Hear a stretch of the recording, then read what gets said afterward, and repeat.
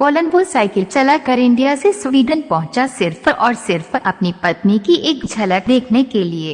एक ऐसी प्रेम कहानी जो आपका दिल पिघला देगी। ये कहानी है डॉक्टर प्रद्युमन कुमार महानंदी और चेरोलिट वोन स्कवेडिन की, जो कि बिल्कुल किसी बॉलीवुड कहानी की तरह लगेगी, सिवाय इसके कि ये एकदम सच्ची है।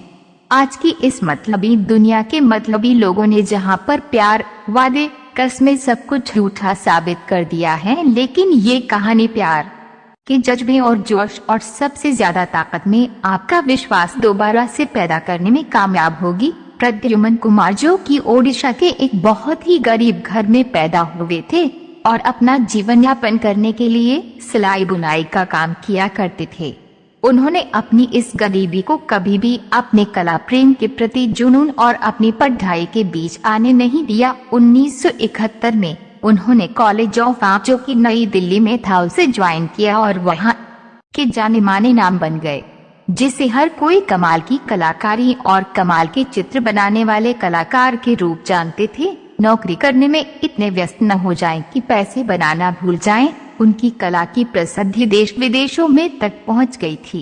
एक 19 साल की लड़की जो कि स्वीडन से थी, उसने फैसला लिया कि वो अपने लिए चित्र बनवाने प्रद्युमन कुमार महानंदी से मिलेगी, लेकिन खूबसूरत चेरोलिट वोन का चित्र बनाते वक्त प्रद्युमन उनके प्रेम में पड़ गए और चेरोलिट वोन स्कवेडिन भी। उन्होंने कलाकार के अंदर की अच्छियां देखी और उन्हें भी उनसे प्यार हो गया।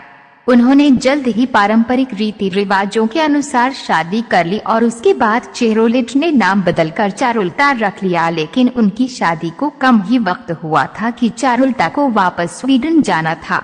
उन्होंने प्रद्युमन को कहा भी वो उनके साथ स्वीडन चले, लेकिन उन्होंने मना कर दिया क्योंकि उनकी पढ़ाई अभी भी जारी थी और जैसा कि हमने आपको पहले बताया, प्रद्युमन के लिए पढ़ाई भी उनके जीवन में प्राथमिकता की सूची में आती थी।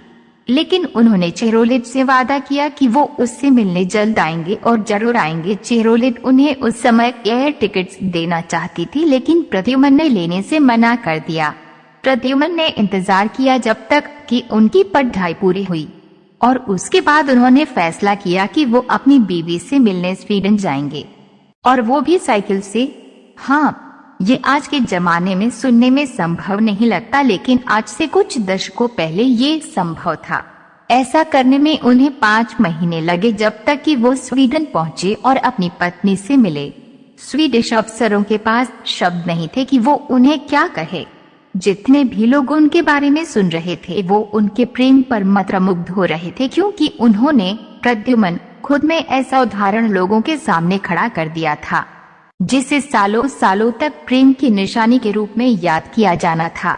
आज प्रद्युमन ओडिया सांस्कृतिक राजदूत हैं स्वीडन में, और वहां वो अपनी पत्नी चेरोलिट और 2 प्यारे प्यारे बच्चों के साथ रहते हैं। उन दोनों की शादी को आज 40 साल पूरे हो चुके हैं।